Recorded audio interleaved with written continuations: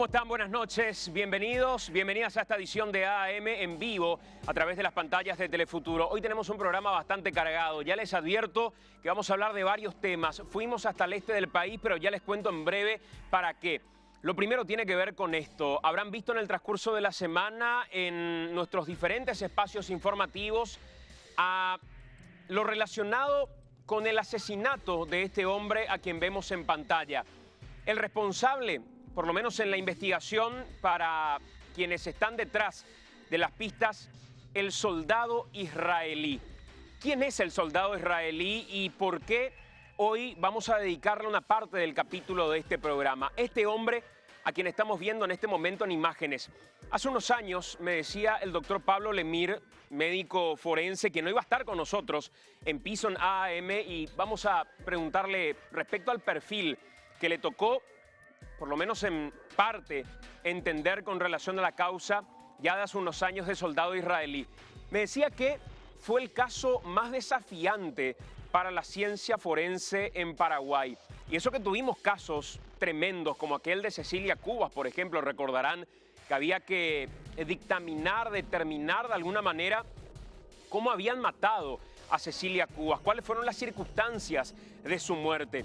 Pero sin embargo, cuando le consultaba al doctor Pablo Lemir, y hoy vamos a ahondar en detalles respecto a esto, me decía que el caso más desafiante terminó siendo el de soldado israelí. Un hombre que se mostró violento en gran parte del abordaje periodístico ante las preguntas y el requerimiento por parte de nuestra compañera Gabriela León en el transcurso de la semana en nuestros espacios informativos. Soldado israelí, mencionaba el doctor Lemir, es un hombre que tiene entrenamiento para burlar a la ciencia forense o desafiar más que burlarla, porque termina de alguna manera borrando las pistas y las evidencias de los asesinatos o de los crímenes que comete. La pregunta que dejamos abierta, no sé si vamos a poder responderla esta noche, es: ¿estamos hablando de un sicario o estamos hablando de un asesino serial? ¿Cuál es el perfil el cual se puede hablar, por lo menos desde lo que conoció de él la ciencia forense en nuestro país? Un hombre que, según nuestra justicia, mata,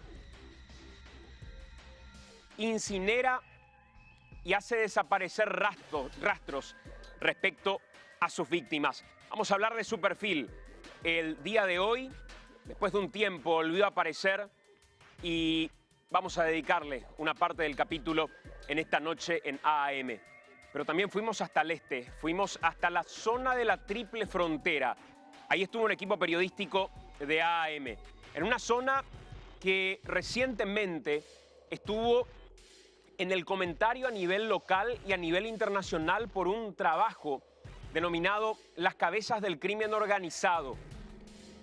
En parte, ese trabajo fue desarrollado por la investigadora Vanessa Neumann, quien conversaba con nosotros en nuestros diferentes espacios también desde Nueva York. Y desde ese lugar nos describía qué era la zona de la Triple Frontera. De nuestro lado, Ciudad del Este. Y sobre todo, describiendo a Horacio Manuel Cartes Jara, el presidente de la República del Paraguay, como el capo de la Triple Frontera en materia de tráfico ilegal de cigarrillos. Fuimos hasta ahí, pero fuimos para conocer la cara y la contracara, porque la Triple Frontera no solamente tiene a gente que de alguna manera trafica, triangula lo ilegal desde cada uno de los países que componen esta zona fronteriza. En contrapartida, también hay gente sacrificada, trabajadora, gente que en el día a día se gana la vida y que vendiendo una empanada, vendiendo un remedio yuyo, trabajando en zona del mercado, termina quizá sacando los pocos guaraníes o los pocos reales, dependiendo de la moneda que vayan a utilizar, como para poder subsistir y dar de comer a su familia, lejos de quienes trafican con lo ilegal, lejos de quienes utilizan su injerencia, en muchos casos empresarial, política, como para poder hacer dinero a partir de lo ilegal. Históricamente, cuando cuestionamos el problema aduanero que se presenta con el código aduanero burlado, cuando pasa de manera ilegal cigarrillo y termina cayendo en Brasil, nos han respondido desde el gobierno y desde Tabacalera del Este, en particular, que ese era un problema cuya competencia escapaba de la responsabilidad de las autoridades aduaneras de nuestro país o de quienes representan a la tabacalera de Cartes. ¿Y qué era lo que nos decían? Nos decían que acá se vende de manera legal, que en Paraguay todo lo que se vende con la documentación que corresponde. Lo que vaya a suceder posteriormente en Brasil ya es problema de Brasil, nos decían. Entonces le insistíamos nosotros y les decíamos, pero ¿por qué no hacemos un cruce de datos? ¿Por qué no se ponen de acuerdo la aduana paraguaya y la aduana brasileña como para cruzar los datos que tengan y a partir de ahí ver cuánto cigarrillo va de Paraguay y cuánto cigarrillo es lo que se compró finalmente de Brasil? Nos decían, no, eso no debería importarnos a nosotros. Acá lo que debe importarnos a nosotros es que la industria sea fructífera para Paraguay. El resto no interesa. En la semana, después de haber explotado el escándalo de la carne, el Ministerio de Industria y Comercio y el Ministerio de Agricultura se han expresado públicamente desde Emburú-Villaroga en conferencia de prensa y han anunciado con bombos y platillos que la aduana de Brasil y la aduana de Paraguay se han puesto de acuerdo para cruzar los datos respecto a lo que Brasil vendió a los frigoríficos paraguayos para ver si eso correspondía con lo que Paraguay terminó comprando y terminó metiendo al mercado local. Entonces la pregunta que hacemos es, ¿acaso no era algo imposible e innecesario? Lo que hoy nos está mostrando el gobierno es que es posible cruzar estos datos y no pasa por una cuestión de ¿qué le importa a Brasil si Brasil ya vendió legalmente la carne? ¿Qué le importa a Brasil si Brasil dio la autorización que tuvo que dar y dio la documentación que tuvo que dar? Si del lado paraguayo no pagaron los impuestos, es un problema paraguayo, que se vea al Paraguay. No, hay una colaboración. Entonces la pregunta es, ¿por qué no se tiene el mismo criterio que se tiene con la carne en el negocio del tráfico ilegal de cigarrillo, cuando el mundo nos apunta y nos señala como un país que es el principal proveedor de cigarrillo ilegal de toda la región? Desde Estados Unidos hubo una fuerte presión para que en Argentina, desde el 2016, con Patricia Bullrich a la cabeza, se empiecen a hacer operativos mucho más fuertes a lo que inundaba del mercado paraguayo hacia el sector de Brasil en materia de cigarrillo. Me decía el ministro de Agricultura, Neytin, hace poco en una conversación que teníamos, cuando yo fui gobernador no iba cigarrillo de Paraguay a Brasil o a Argentina, mejor dicho, de manera irregular. Sin embargo, fue incesante en todo tiempo ese movimiento irregular. Hoy vamos a hablar de la triple frontera, pero vamos a hablar desde los números de la ilegalidad y en contrapartida vamos a hablar desde las historias de paraguayos que trabajan y que, lejos de lo ilegal y de lo irregular, terminan ganándose la vida en medio de la misma meca del comercio fronterizo, ilegal e irregular. Esta noche también en AAM le vamos a dedicar un capítulo especial a lo que va a pasar probablemente mañana cuando el presidente de la República, Horacio Manuel Cartes Jara, presente su renuncia. Y la pregunta que nos hacemos es, ante la renuncia de Cartes, ¿tendrán el coraje de frenarlo?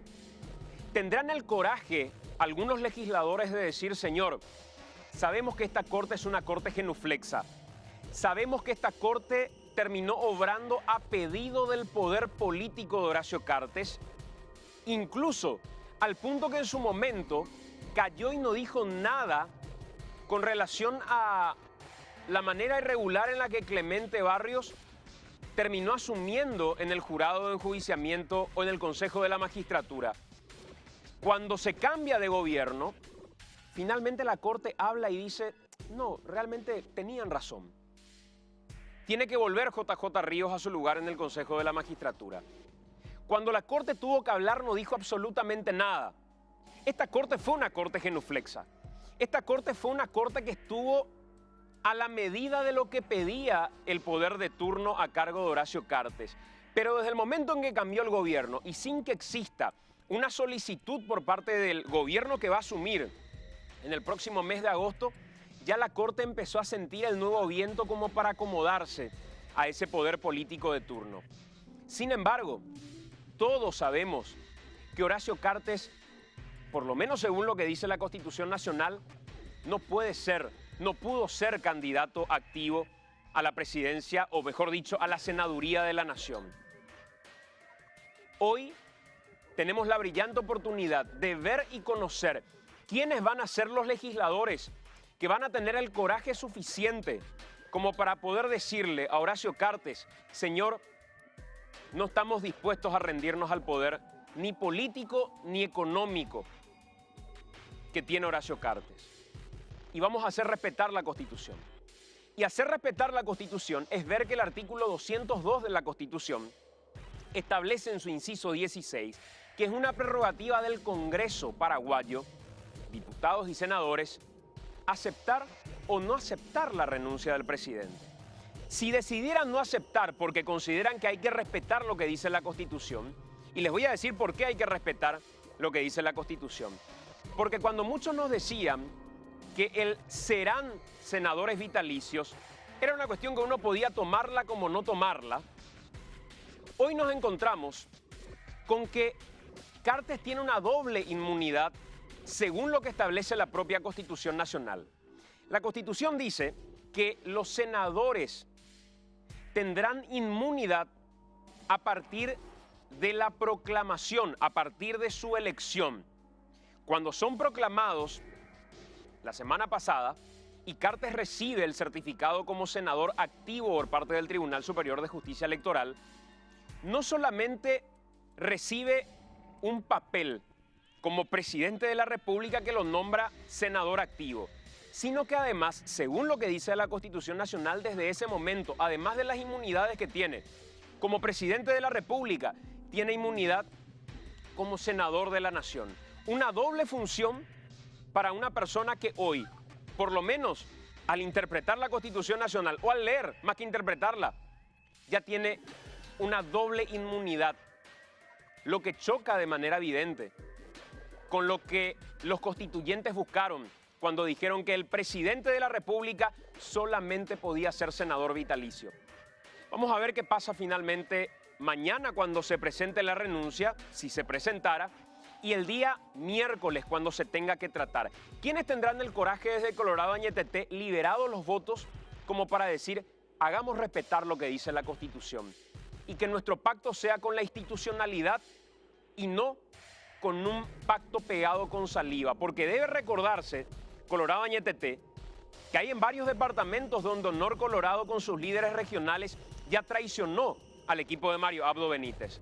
¿Cuál sería el problema como para volver a hacer lo que sucedió en varios departamentos, como el caso de Alto Paraná o el caso del departamento de San Pedro? Si ya lo hicieron, ¿por qué no lo volverían a hacer? Y finalmente, el propio equipo de Colorado Añeteté es testigo que cuando tuvieron que hacer pactos para defender la institucionalidad y la Constitución del Paraguay, terminaron encontrando a sus aliados en otros sectores y en otros partidos políticos, no en su partido político, no en los monjes, no en los Zacarías Irún en su momento, y ahora menos quizá cuando vaya a asumir el Congreso de la Nación.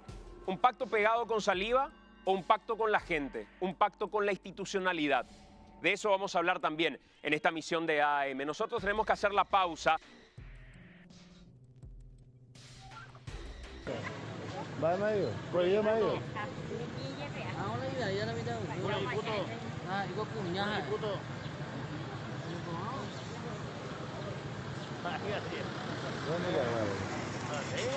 Ya veo Purema, ayer la Haitiana.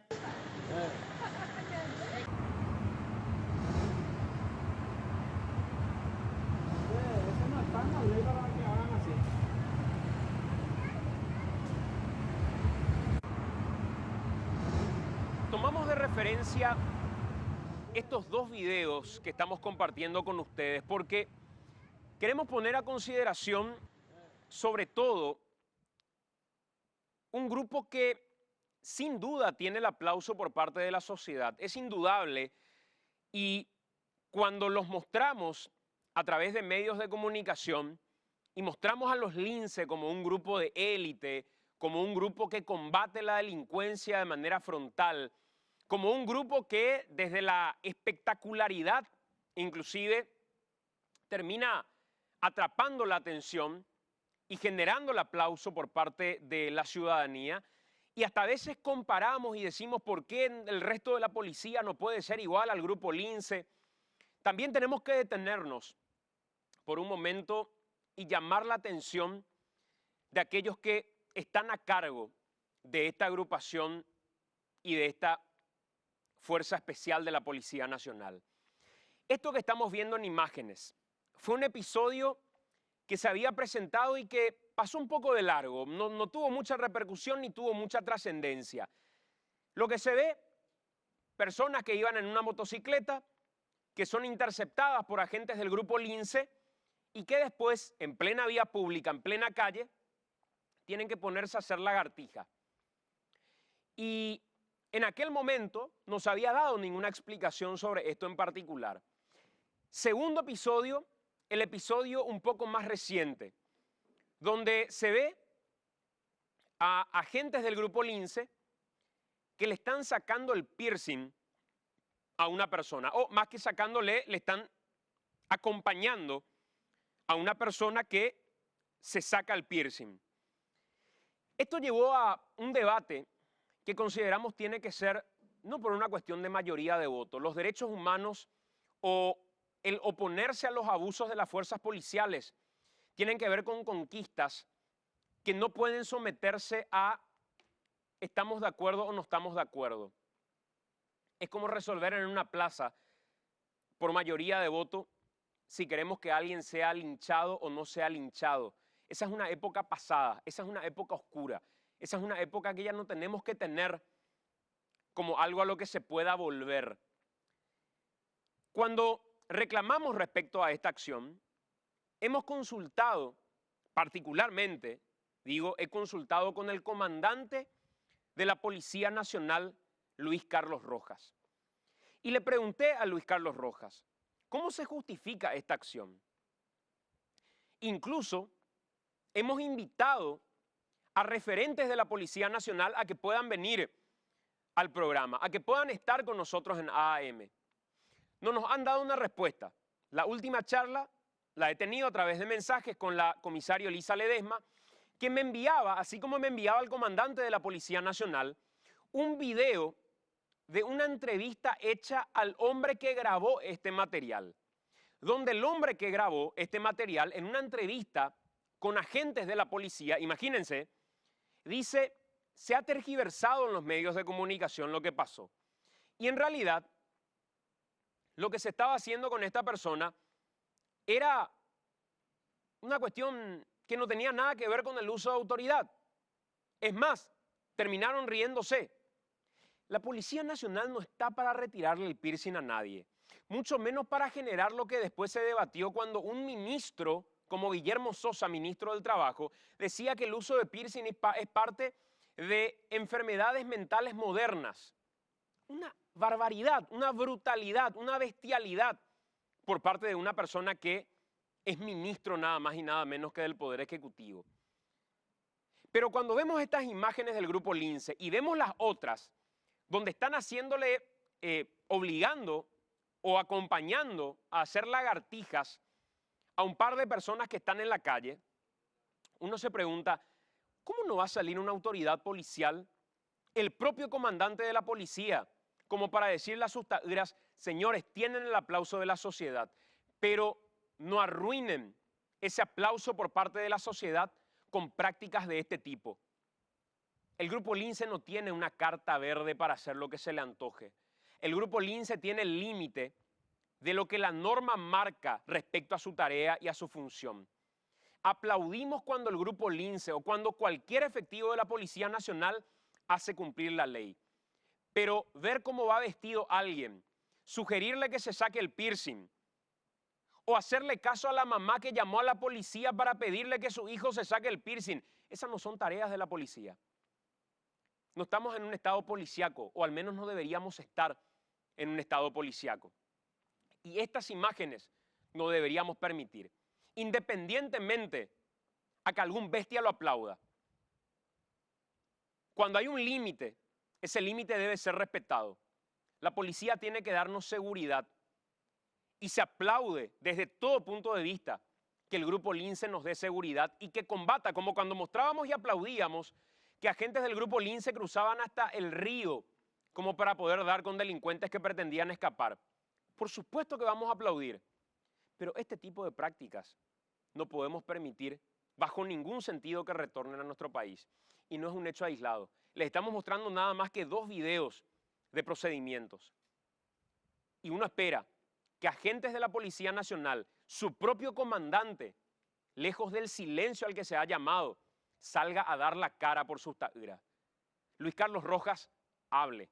No se esconda, comandante. Salga a dar la cara y salga a decirle al resto de sus taüras: este tipo de prácticas no las vamos a permitir. Les vamos a aplaudir cuando hacen bien las cosas, les vamos a felicitar y les vamos a ascender inclusive. Pero este tipo de prácticas, si hay un silencio por parte de la policía, si la policía no sale a decir nada cuando se da este tipo de cosas, van a seguir sucediendo. Porque ¿cuál es el mensaje? El comandante lo aprueba. Y aunque el comandante piense que alguien no tiene que usar piercing, o que alguien tiene que usar el pelo corto y no largo, o que tiene que usar la pollera 4 dedos bajo la rodilla, esa es una cuestión del comandante en su casa, que lo haga con sus hijos, que lo debata en su familia. Pero la Constitución Nacional garantiza la libre expresión de la personalidad. Y la libre expresión de la personalidad hace que uno pueda vestirse como se le antoja y que uno pueda ir por la calle como mejor le parezca, sin que un par de linces salga a decirles: este aro o este piercing te queda mejor, o te va a infectar o no te va a infectar. Ese es un problema de cada uno. Hay que combatir la delincuencia, no pisotear la libertad de expresión de la personalidad por parte de los ciudadanos. Esa es una conquista de todos y deberían respetarla. Soldado israelí, decíamos, uno de los temas de los que vamos a hablar esta noche. Tenemos un informe que preparamos respecto a esto como disparador y ya conversamos mano a mano con el doctor Pablo Lemir. La desaparición de Lucilo Nicolás Cardoso Salinas, de 54 años, sacaría a la luz mucho más que un asesinato.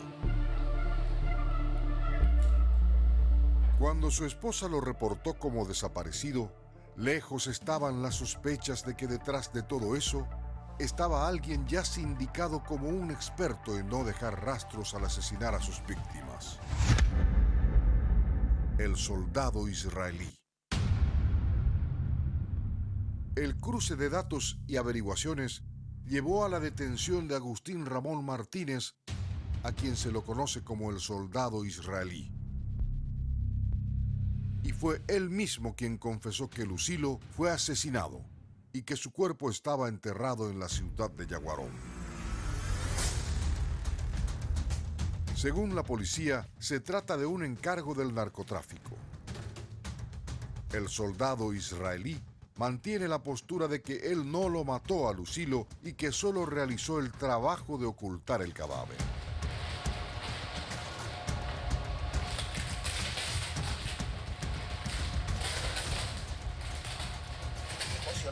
Yo no maté a nadie. Pero yo te pregunto, veo que yo no maté a nadie. Yo no maté a nadie. Yo no maté a nadie. A vos te presionaron. Yo no maté a nadie. Te coaccionaron en realidad. Este caso revuelve las carpetas y nos lleva al año 2009. Agustín Martínez, alias Soldado Israelí, es sospechoso de un triple homicidio, en el que fueron asesinados el político Ricardo Cabello y 2 de sus empleados. El autor del crimen no dejó rastros. Los cuerpos de las víctimas fueron incinerados en un horno de carbón.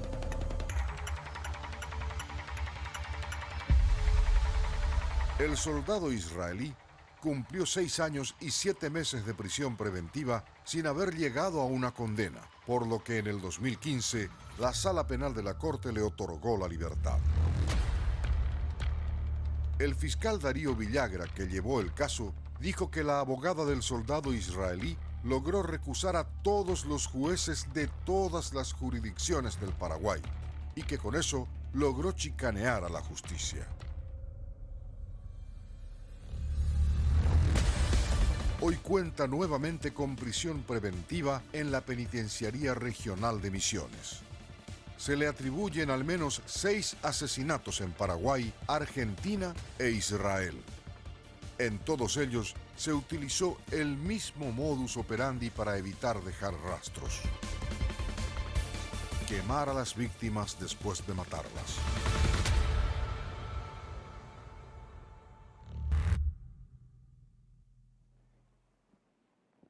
...20:30, estamos en vivo a través de Telefuturo y ya en compañía del doctor Pablo Lemir, médico forense. ¿Qué tal, doctor? ¿Cómo estás? ¿Cómo estás, Santi?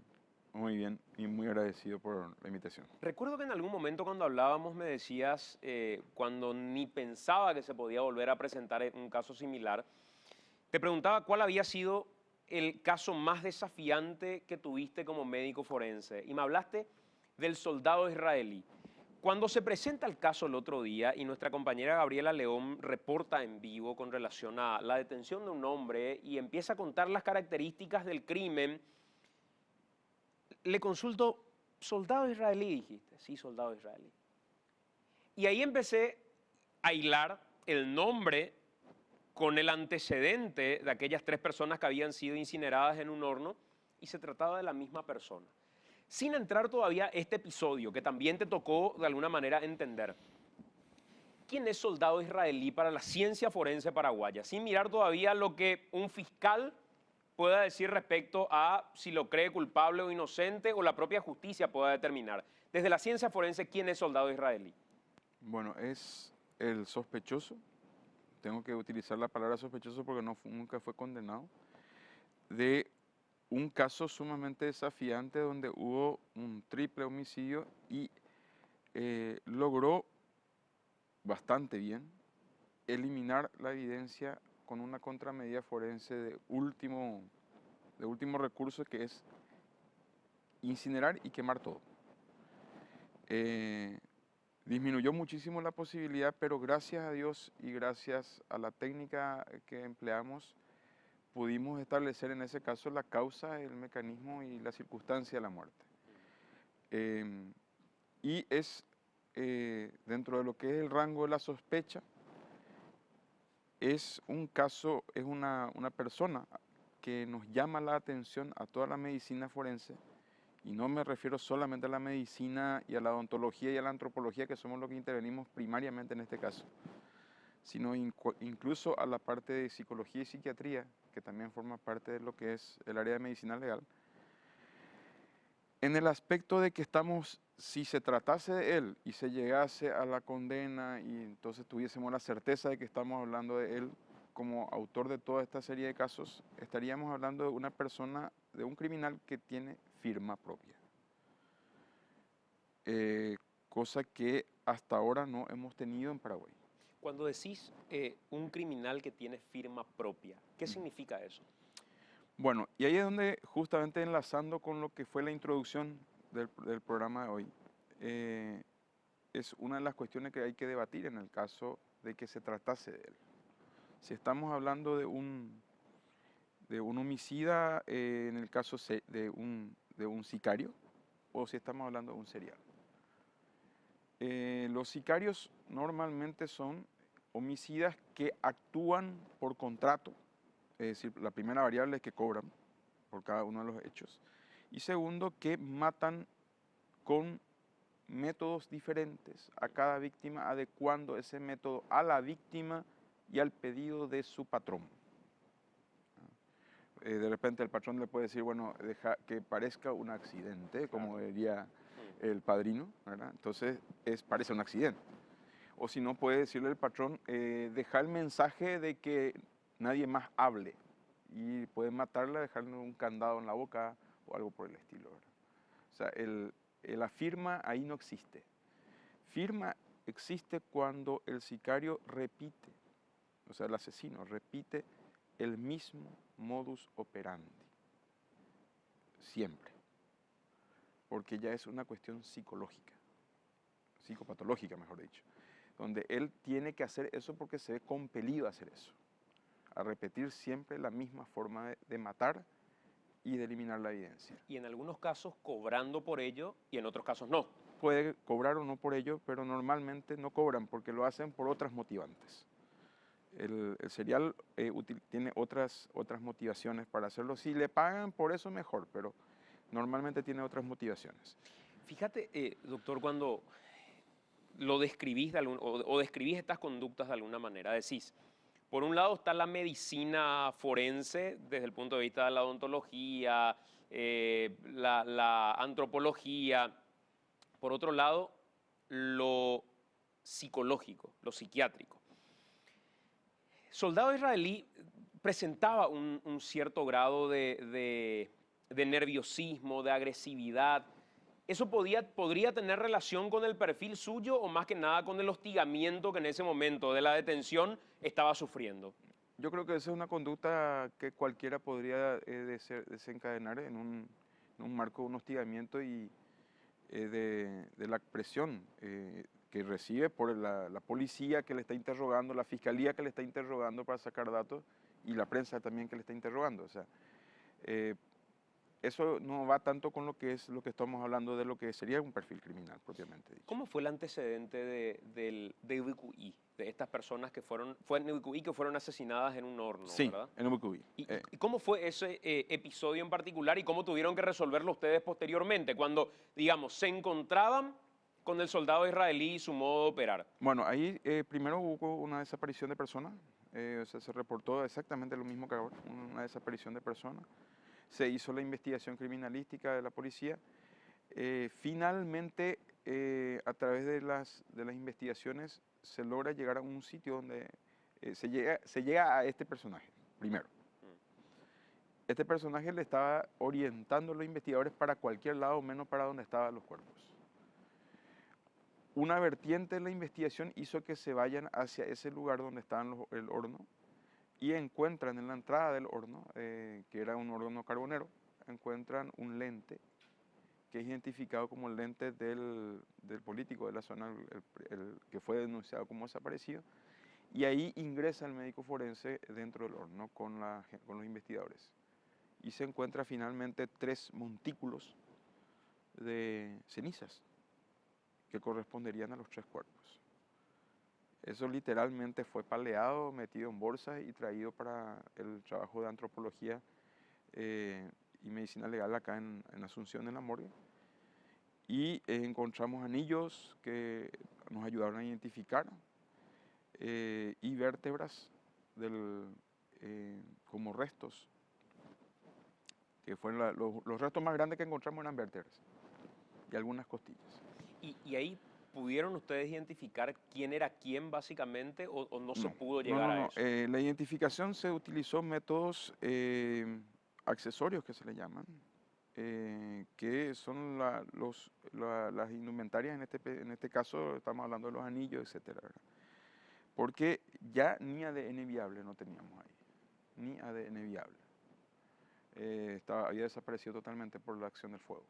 Doctor, y al ver las características de un crimen de este tipo, ¿es posible decir, vio mucha película, le pareció que la manera de no dejar rastro fue finalmente esa? Porque aquella frase de no hay crimen perfecto, cuando uno habla con ustedes, escucha que todo siempre deja un rastro. Sí. Muchos creen que matar envenenando a alguien es la mejor forma de hacerlo, pero al final es la manera quizá más cercana de llegar al dato del asesinato. Pero cuando decís que este es un modus operandi que desafía a la medicina forense, sí. ¿Es solo por el hecho de incinerar a sus víctimas o por todo lo que se hace alrededor de ese capítulo final que es incinerarlas?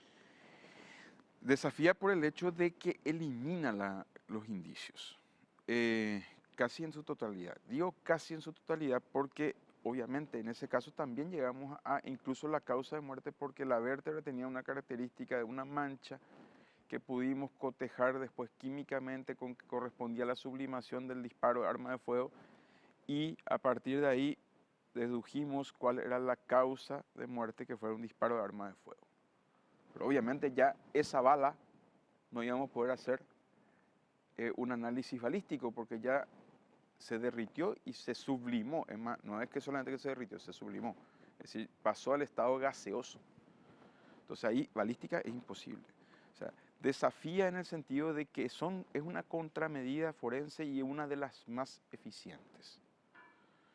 En el sentido de eliminar rastros. Obviamente no hay crimen perfecto. De hecho, te estoy diciendo que a él ya se lo había agarrado en ese momento y él estaba conduciendo a los investigadores hacia otro lado. Sí. O sea, hay otras formas de llegar al autor. Pero fue lo suficientemente eficiente, Santiago, como para que este señor no fuese condenado por ese triple homicidio. En tu reporte y en el resumen que estaba muy bien hecho, habla de que él estuvo 6 años y meses preso, pero él no fue condenado por el triple homicidio. Y no es el único del que está sindicado. ¿Y por qué finalmente no se llega a la condena? ¿Por haber procedido en la eliminación de los cadáveres de esta forma? Además de las chicanas jurídicas, por falta de evidencia. O sea que, digamos, su modus operandi, si fuera él, terminó favoreciéndolo. Claro, para eso lo hace. ¿Y qué es lo que no pudo demostrarse como para que no exista un hilo conductor hacia él finalmente? Bueno, yo no soy el fiscal del caso para poder decirte eso. El que tiene toda el bagaje de la información es el fiscal del caso, ¿verdad? Porque nosotros manejamos una parte de la información, la parte que hace a la medicina legal, la parte que hace la psiquiatría, la psicología y la antropología y la odontología forense, pero no manejo la parte de criminalística para decirte qué faltó. Eso tendrías que preguntarle al fiscal. Doctor, y cuando escuchás este caso, se reporta, digamos, yo me imagino ustedes ya están a la guardia cuando apenas se reporta un tipo de caso de estos, como para salir y ya tienen una idea que van haciéndose en la cabeza hasta que finalmente se encuentran. Cuando escuchás que se reporta que este hombre había sido el sospechoso principal de una nueva desaparición y de un nuevo crimen, ¿qué fue lo primero que te vino a la cabeza? Bueno, para empezar y para la audiencia, el que me reporta primero fuiste vos. Ahora, el que me enviaste el mensaje esa mañana. Apareció el soldado israelí. Apareció el soldado israelí y dije, Dios mío, cuando recibí tu mensaje, lo primero que hice fue llamarle al médico forense de la zona para que se prepare para ir a un horno. Y lo siguiente fue llamar a la gente de antropología y ontología forense para que estén alerta. O sea, a ver, vos recibís el mensaje y en ese momento lo que haces es llamarle al médico forense sin que se sepa aún que la historia iba a terminar en un horno. Prepárate, le dije. Prepárate para ir a un horno. Prepárate para ir a un horno y prepárate para un calcinado. Y terminó dándose exactamente así. Es así. Y me dijo el doctor, después cuando me dijo, ¿y vos cómo haces para saber todo esto? Y bueno, por algo estoy en el cargo en que estoy, le dije. Y a diferencia de aquel crimen de BQI, cuando llegan hasta ¿cuáles son las similitudes y cuáles son las cuestiones que se les pudo haber escapado al hombre?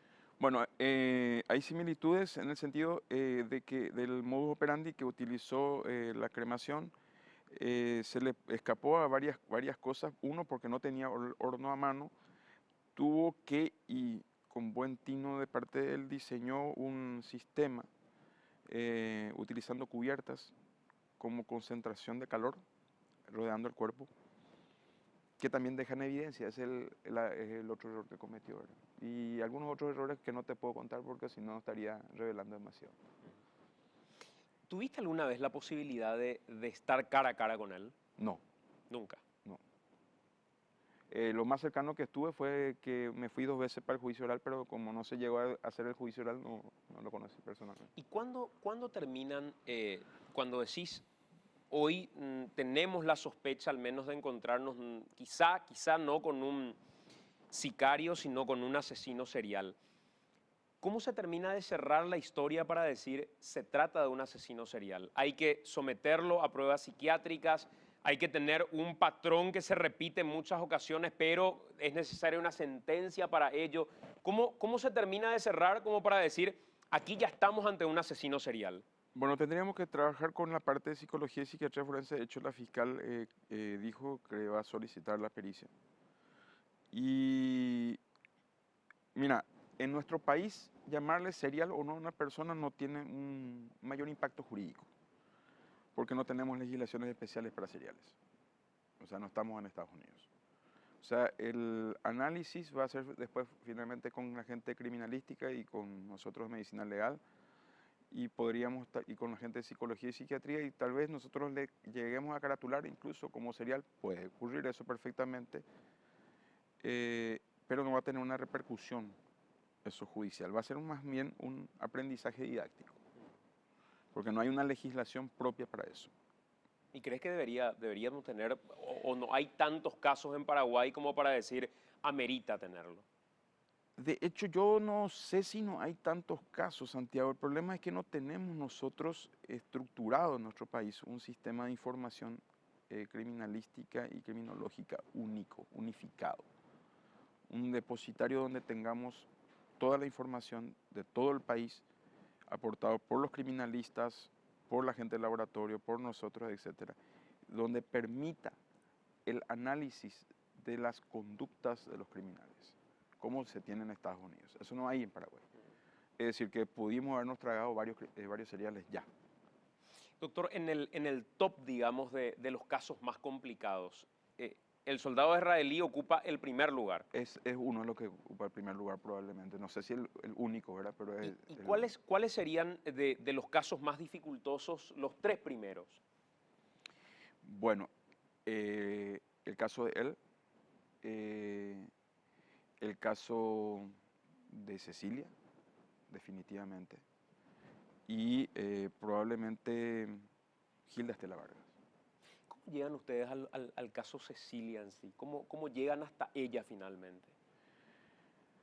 Y esa es una pregunta que tendrías que trasladarle a la doctora Sandra Quiñones, pero off the record, como nadie nos está escuchando, están todos con los partidos de fútbol. Exacto. Uno de los motivos principales fue la investigación de la parte de los videos que fueron incautados del grupo criminal, ¿ya? Esa investigación de los videos que estuvo llevando a cabo Sandra, porque Sandra originalmente no estaba investigando el caso Cecilia, ella cae en la casa del horror por la investigación de los videos, donde, si se acuerda la gente, había un ensayo, Sí. donde estaban con unas sillas, unos pupitres ensayando cómo hacer un secuestro. Ellos estaban investigando esa casa, donde se filmó ese video.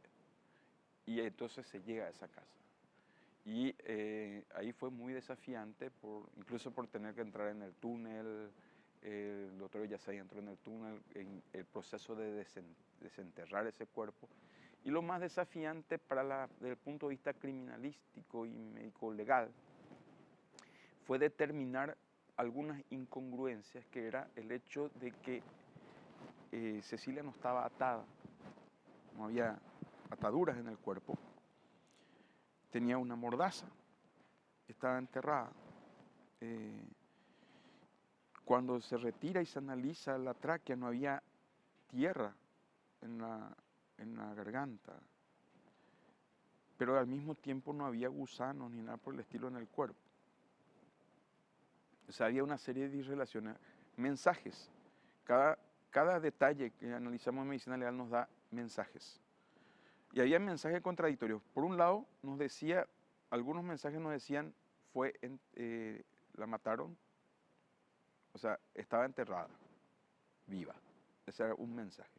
Y el otro mensaje era, murió afuera. ¿Por qué? Porque no había tierra en los pulmones ni nada por el estilo. ¿Cómo compatibilizar una cosa con otra? Porque nosotros tenemos que llegar a una unidad diagnóstica, le llamamos en medicina. Es decir, una sola cosa es la que tiene que haber causado todos los fenómenos. Claro. Y eso lo logramos finalmente 2 años y medio luego de entregar el cuerpo, cuando conseguimos analizar el pelo a través de la tecnología que había llegado a Paraguay, y demostramos a través del pelo de que la tenían dopada y que ese día la enterraron viva, pero sedada. O sea, no, la causa de muerte Fue la asfixia fue la finalmente. asfixia. Fue finalmente la asfixia. O sea, la causa de muerte no varió. Fue lo que varió fue la circunstancia de ser una persona asfixiada. Ahora demostramos demostramos en ese momento que la asfixia se produjo estando enterrada, pero sedada. No Claro, llegó a tampoco había despertarse hecho nunca. fuerza, tampoco había hecho... Claro, por eso no necesitaba estar atada. Y por eso no se sacó la mascarilla. Y cuando llegaron hasta la casa, ¿ya de inmediato sabían que ella estaba en un túnel o hubo alguna pista que les llevó hasta ese túnel? Se llega a la casa y la gente empieza a excavar una habitación de reciente construcción en la parte posterior que tenía una lecherada de cemento y donde en el medio de la lecherada había una parte del cemento que tenía un color diferente al resto del cemento, lo cual hizo que se deduzca que esa parte era más reciente y se procede a romper ese cemento. Se encuentra con una tapa de madera y al levantar la tapa de madera se encuentra con un pozo y el pozo estaba lleno de restos de metal que correspondían a los pupitres de la filmación. Recién cuando se retiran esos restos metálicos, ahí encuentran el túnel que va hacia la parte posterior de la vivienda a lo que sería el patio. Y ahí se entra. Esa habitación era una verdadera habitación en el subsuelo, sin un maderamen que sostenga el techo de tierra. Eso amerita una construcción de ingeniería brillante, brillante. Qué increíble, ¿no? Nada sujetaba Nada sujetaba el techo. la tierra. Nada sujetaba la tierra. Y no se caía. Qué Y increíble. podía estar parado una persona de 1,70 m de pie en ese lugar, sin tocar el techo. Pero recién 2 Eso años... no se construye No, claro. de la noche a la manera mañana, improvisada. de manera improvisada. Totalmente. Lo cual también te da la pauta de que cuando la secuestran ya estaba sentenciada. Absolutamente. Porque eso se tardaron meses en construir. Entonces, si tuviéramos que determinar los casos más desafiantes, estamos hablando de soldado israelí, estamos hablando del caso Cecilia Cubas y de Gilda Estela Vargas. A la cual le reconocimos por un tornillo. ¿Cómo fue eso? Cada pieza de prótesis que uno tenga tiene un código serial que es único. De hecho, a Cecilia Cubas le reconocemos prácticamente de manera inmediata a través de la prótesis de mama, por los números seriales, que coincidían con los números seriales de su historia clínica. De Gilda Estela Vargas encontramos prácticamente solamente el miembro inferior, el resto del cuerpo no se encontró. Y en el miembro inferior ella tenía una placa y tornillo por una fractura, y encontramos ahí el tornillo tenía un número serial, y ese tornillo es lo que identificamos.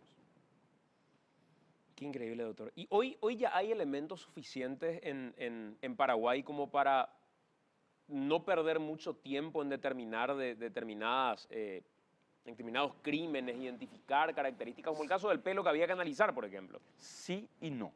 O sea, sí tenemos varios recursos tecnológicos, no necesitamos más, mucho más. Y el problema que tenemos es sobre todo de no tener bases de datos. A ver, en este caso, en el último caso, el análisis se terminó el viernes. Se están haciendo algunos análisis especializados ahora para determinar bien la edad a través de la odontología forense. Pero no lo estamos pudiendo cerrar porque no hay una base de datos donde podamos ver y contrastar la dentadura que tenemos del cadáver con la historia clínica. Pues, doctor, la verdad que me quedaría horas hablando con vos, pero... Sí, yo sé que el tiempo es tirano. Totalmente. Te agradezco, doctor, por estar con nosotros. Muchísimas gracias y cuando quieras podemos continuar la conversación. El doctor Pablo Lemire, hoy con nosotros en esta edición de AM. 20:54. Hacemos nosotros la pausa. En breve estamos de vuelta.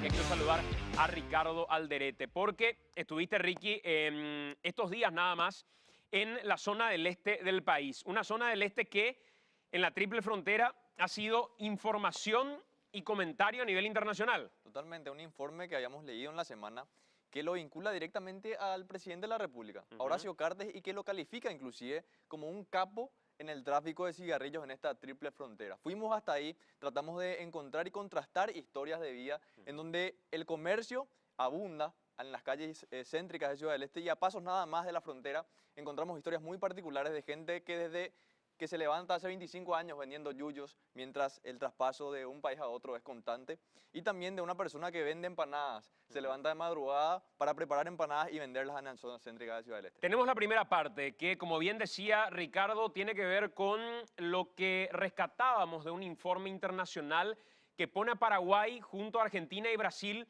como parte de la triangulación en el negocio de la triple frontera y el comercio ilegal. Esta es la primera parte de la visita de AAM al este del país.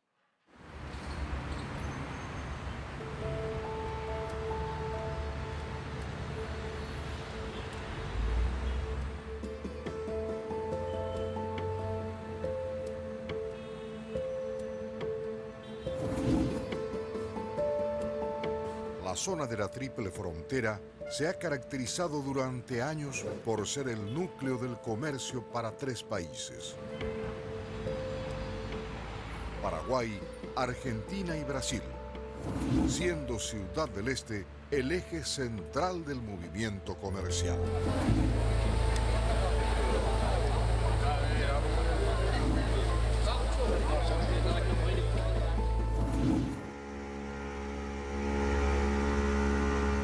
Reciente informe de la organización Proyecto contra el Extremismo, que lleva el título Varios jefes criminales de la Hidra Dorada, la zona de la triple frontera es el punto regional lucrativo de entrada de muchas cabezas de organizaciones transnacionales delictivas y lo vincula directamente al presidente de la República, Horacio Cartes.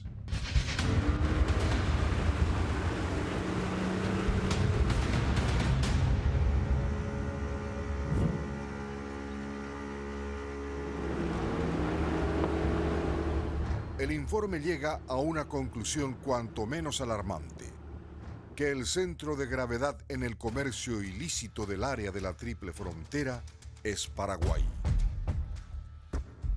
En un estimativo, la investigación expresa que el 70% de todos los bienes intercambiados que pasan por Ciudad del Este evaden la supervisión oficial.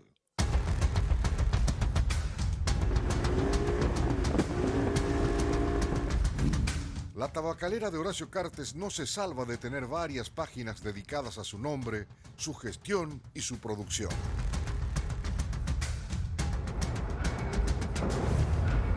Las líneas dejan al descubierto que lo que produce Tabesa es 20 veces más de la demandada en el mercado local, y que pagando impuestos solamente en Paraguay, la tasa más baja de la región, y destinando gran parte de sus productos a Brasil y Argentina, se queda para sí con un subsidio que, según el informe, le roba a Brasil y Argentina en ingresos impositivos que equivalen a casi 3.000 millones de dólares. Un negocio redondo.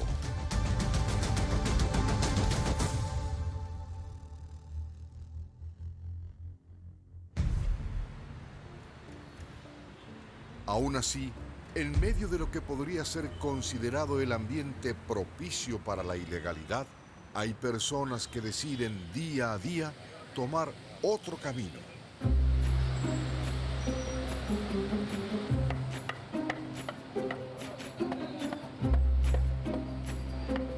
El de la integridad y la dignidad. Lejos de ser el más fácil y el que les resulte con las mejores ganancias, es el que eligen caminar a diario. Luis Maciel, de 48 años, encontró un lugar que, sin darse cuenta quizás, hace contraste perfecto con la realidad que le toca vivir.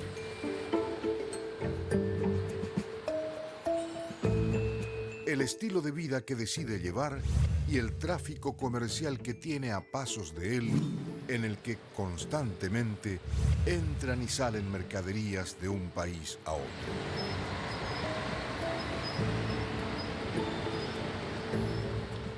Hace 25 años que empieza su día a las 4 de la mañana, emprendiendo el trayecto desde Mingaguazú a Ciudad del Este para llegar finalmente a algunos metros nada más de la frontera con Brasil, en una esquinita, favorecida por la sombra de algunos árboles que la rodean, y se dispone a armar su puestito para empezar a vender remedios refrescantes. Un ritual que fue evolucionando con el paso del tiempo.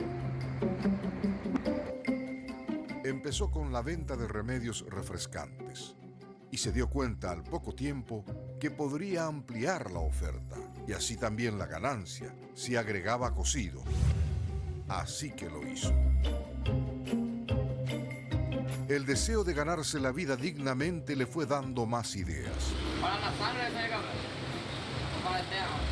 Con la ayuda de su esposa, que le empezó a preparar jugos, siguió ampliando el servicio y se sumaron al equipo varios sabores frutales al puestito en aquella esquina que ve pasar a diario productos y mercaderías de todo tipo, mientras él vende lo que sale de sus propias manos.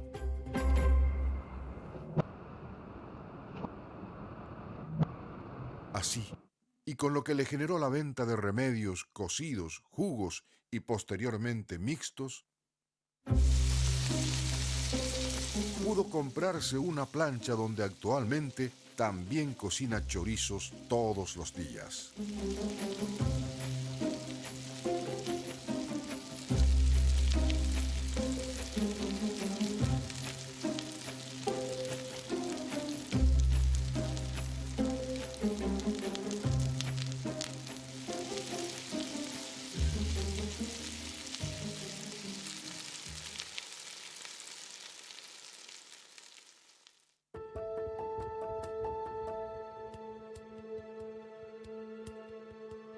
Hace 25 años que Luis Maciel enseña al resto que con lo que uno puede generar con sus propias manos, se logra vivir dignamente. Un sacrificio genuino en medio de la ilegalidad.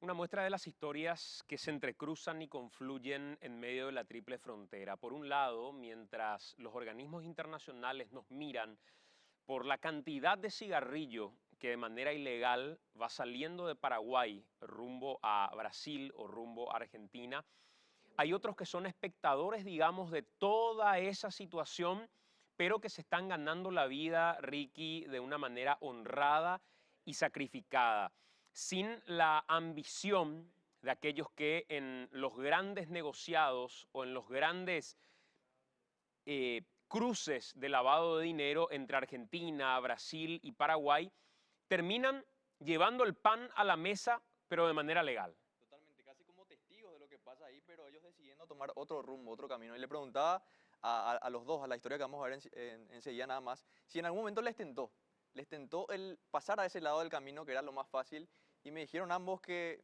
no, que era parte de lo que ellos decidían tomar como una decisión diaria. El caso de Luis Maciel, que empezó vendiendo yuyos, ¿verdad? Pasando de Mingaguazú a Ciudad del Este todos los días y después ampliando ya la oferta. ¿Tomaste alguna del jugo de remolacha? Nunca. Tenés que probar uno para la sangre. ¿Está rico? Está muy rico. Sí. Me imagino que le pagaste por el jugo de remolacha. Pero por supuesto, está todo registrado. No fue una cuestión, ahí vas a salir en ADM y... No, para nada, está registrado eso. Y la siguiente historia que vamos a ver es de Agustín. Él que se levanta también todos los días, así como Luis Maciel, a vender en las zonas céntricas de Ciudad del Este, ahí a pasito de la frontera nada más, empanadas, mandiocas y tortillas también, que casi como un negocio familiar lo trabajan todos los días y de madrugada. Mezclaste todo, ¿eh? Todo, pero es rico. Empanada es rico. con jugo de remolacha. Es bueno para la sangre, es bueno para el organismo. Así que ya está entrenado. es recomendado también. Segunda parte de este informe.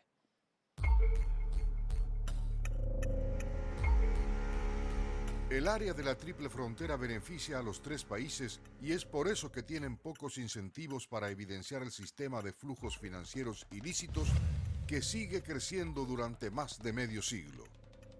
Dice textualmente parte de la investigación de la organización Proyecto contra el Extremismo. El informe, que puso su foco de observación en la triple frontera, insiste en resaltar en que Paraguay es la base operativa del sistema corrupto que mueve miles de millones de dólares en contrabando.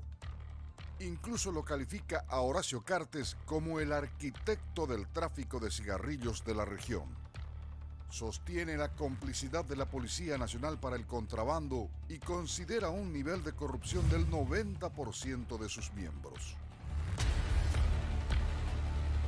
En diciembre del 2017, la policía del Mato Grosso do Sul incautó cerca de 1.000 cajas de cigarrillos de la marca Palermo, contrabandeados de Paraguay, fabricados por Tabacalera del Este, Tabesa, propiedad del presidente de la República, Horacio Cartes.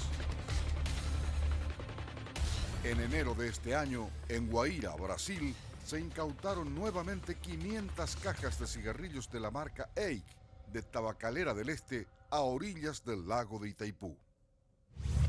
Sin embargo, en esa misma zona, independientemente a los ilícitos que puedan generar ganancias estratosféricas,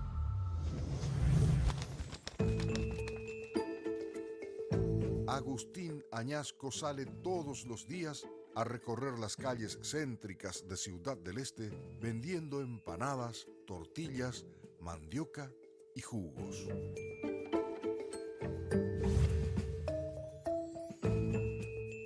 En una zona donde lo usual es el comercio de mercaderías electrónicas, indumentarias y cotillones, el estilo de vida de Agustín es completamente diferente.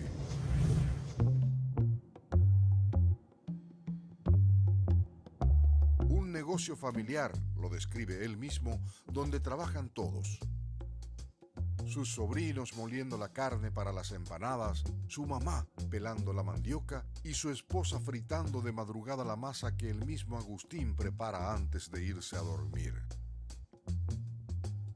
Con extrema organización y sincronización de todos, porque si la carne no está molida y la mandioca no está pelada, ni la masa preparada a tiempo, no se puede cocinar.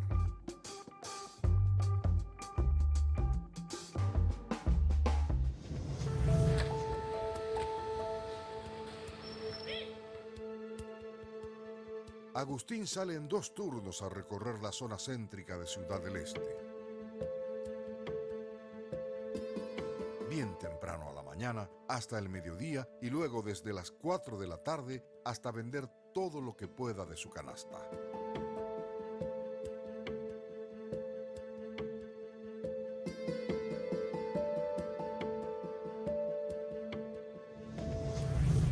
Mientras todo el resto gira en torno a un sistema económico que está siendo foco de atención para organismos internacionales que luchan contra la corrupción, con un énfasis particular en la triple frontera, Agustín mantiene a su familia con el sabor de las empanadas caseras, las tortillas y las mandiocas que no decepcionan al estómago. Cuando las luces de la ciudad se van apagando, él y su familia preparan las masas que se convertirán en alimento para vender al día siguiente.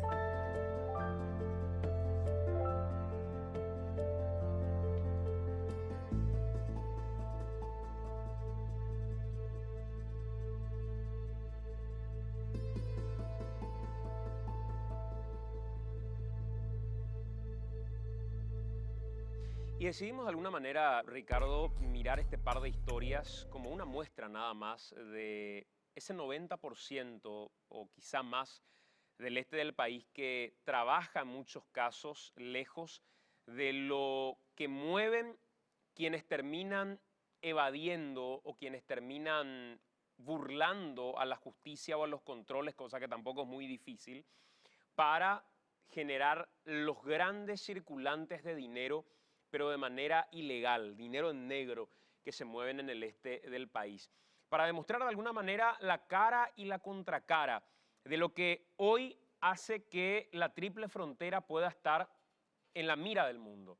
Porque este informe básicamente lo que nos muestra, y con preocupación, es a quienes ellos denominan, este hombre, el capo del negocio ilegal, el tráfico ilegal de cigarrillo.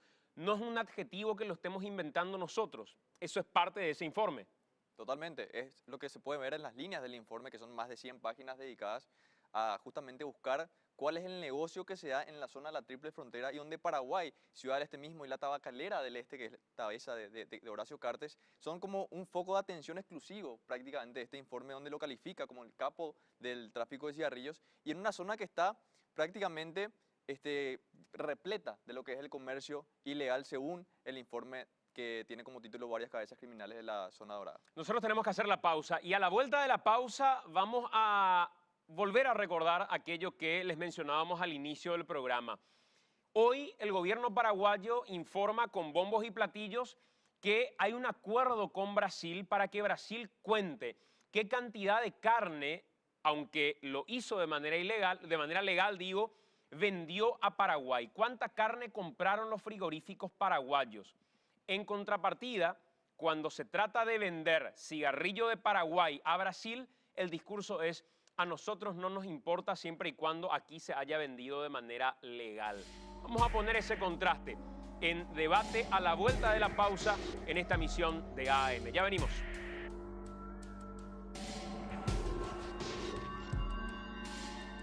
(21:22), parte final de esta edición de AM. Para poner en contexto lo que veíamos recién en cuanto a los números y las imágenes de lo que sucede en Ciudad del Este.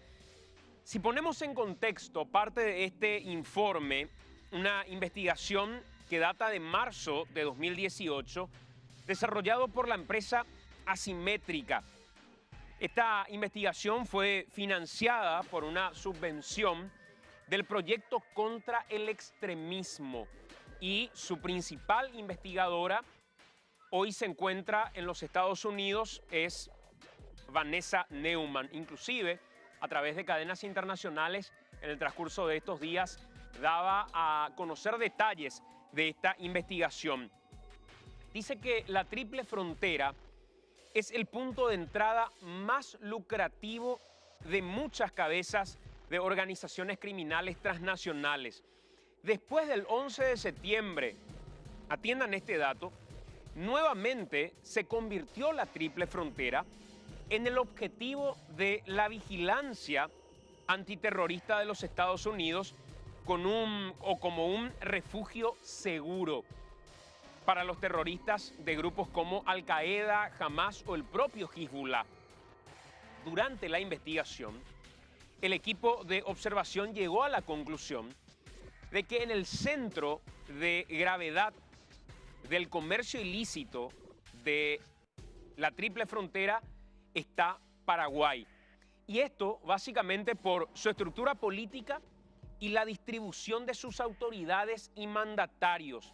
Paraguay, concluye el informe, está estructurado para la corrupción y el tráfico ilícito.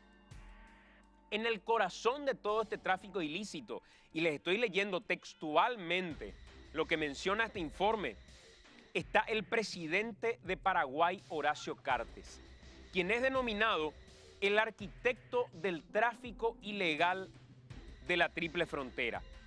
Él es el dueño de la tabacalera del Este y a pesar de no estar más en el próximo periodo como presidente de la República, el tráfico ilegal no se va a reducir porque va a seguir operando ya como legislador y con inmunidad de legislador, refiere el informe, donde también varios de sus cercanos y sus amigos van a terminar estando.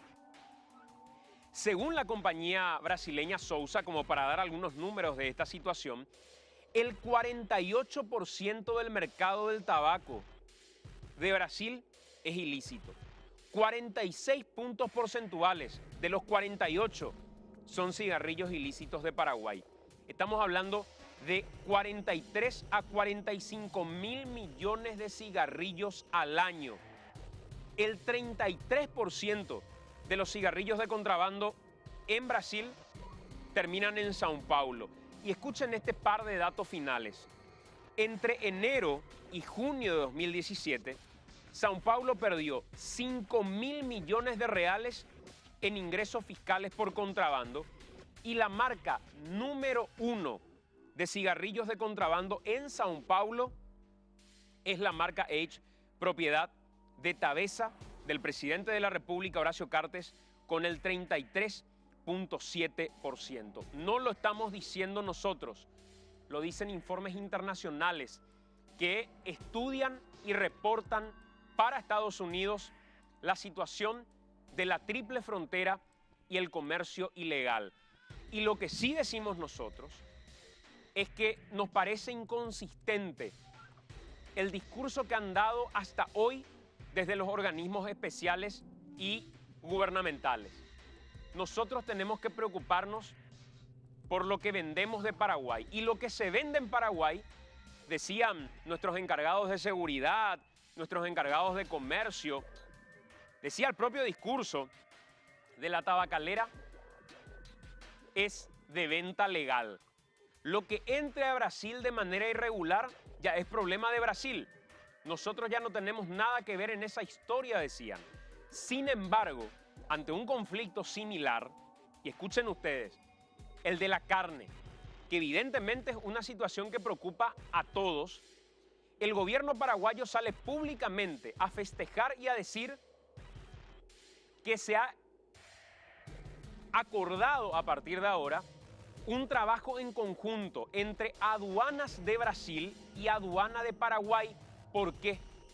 Porque le van a pedir a Brasil que le envíe el reporte de cuánta carne se envió a Paraguay, aunque esta carne haya sido enviada con toda la documentación y de manera regular, pero que al entrar al territorio paraguayo no tuvo la documentación respaldatoria del lado paraguayo.